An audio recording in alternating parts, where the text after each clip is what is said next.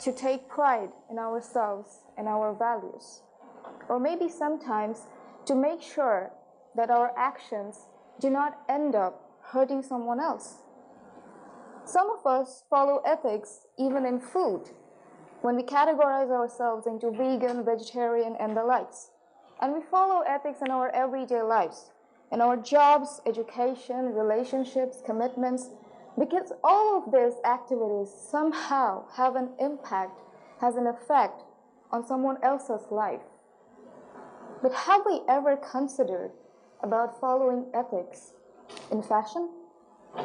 Do we even need to follow ethics while buying a simple dress?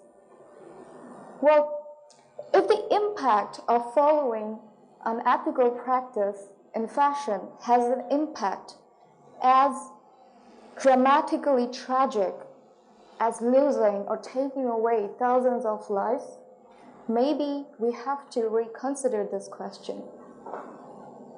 A very relevant, yet a very unpleasant example of that would be the Rana Plaza incident. If you recall, Rana Plaza used to be one of the 5,000 different ready-made garment factories in Bangladesh. And over 3,600 employees used to work for 16 hours every day for as low as $2 a day of income for the major European and American fashion brands. But what's more daunting is the fact that for these fashion brands, these people were not human beings. They were simply cheap labor who make the trendiest clothes available in stores within 4 days of placing the order. Inside the disastrously broken infrastructure of Rana Plaza, they used to work for countless hours for criminally low wage because they were threatened by their employers that they would be fired. And let me tell you, for these people who earn barely $1 or $2 against almost a day of work, losing their jobs is more fearful than losing their lives. We may all remember that on 24th April 2013, Rana Plaza collapsed along with 1,138 cheap labor losing their lives and their dignity.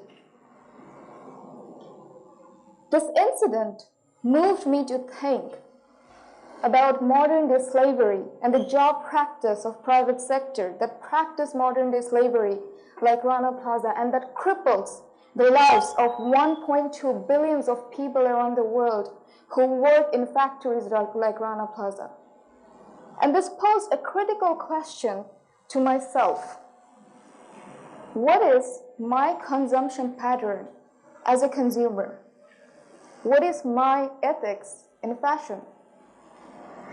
So I did some further research and I tried to find out, and I was surprised, astounded to find out that this cheap labor who contribute majority, to be precise, 80% to the export industry of Bangladesh, they are, despite contributing this majority in the export industry of Bangladesh, they're still trapped and invisible in the informal economy. And their economic and social exclusion limits their income to $2 to $4, that too coming from unfavorable and indecent working conditions. And this trend of modern-day slavery continues to persist for years, because when I, as a consumer, use a cloth or use buy a new bunch of clothes, I never think of the outcome of this unethical practice.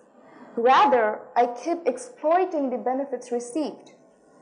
Unimaginably trendy clothes available in stores within 1 week. But what I have been missing out on is the fact that through my actions, I have been incentivizing the fast fashion brands to indulge more into the profit-making business at the expense of compromising on the freedom, the dignity, and basic human rights of these hardworking people. Ever since, I could no longer take pride on the fact that Bangladesh supplies the cheapest labor in the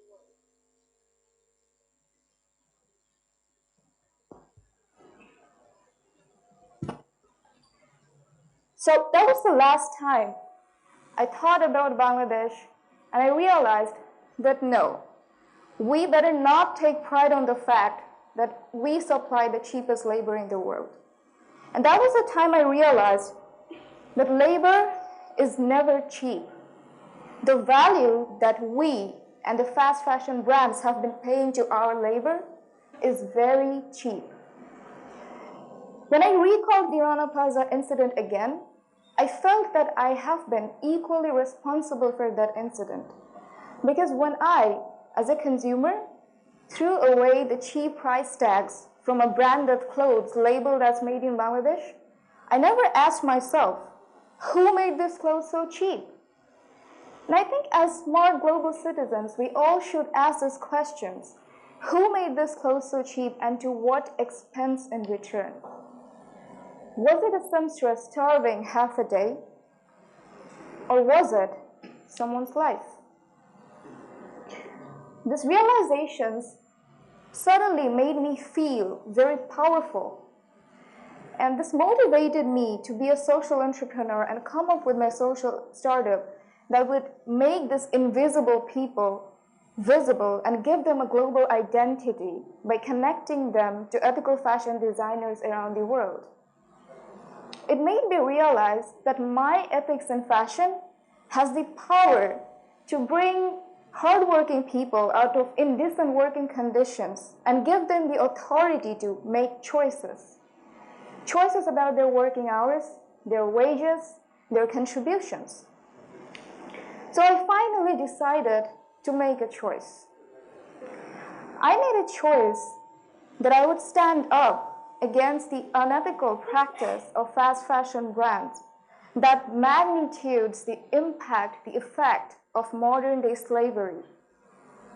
I made a choice to stand up and uphold the rights of these hardworking people while I clothed.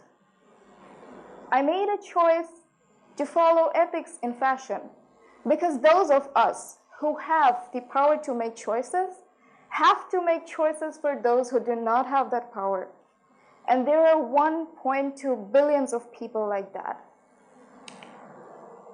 So I made my choice, and I would end up with a question to all of you. Will you follow ethics in fashion? The choice is yours. Thank you.